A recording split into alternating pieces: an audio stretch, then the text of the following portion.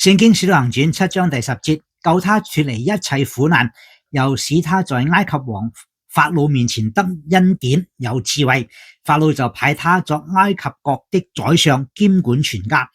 當日呢，約瑟被兄弟賣到埃及，原本係受苦，但係神恩待佢，救佢脫離苦難，仲將佢高升成為埃及法老嘅嗰個嘅宰相，管理呢個埃及國同埋管理呢個埃及啊。咁啊，呢個係相當寶貴嘅一件事，從受苦當中被神嚟到去使用。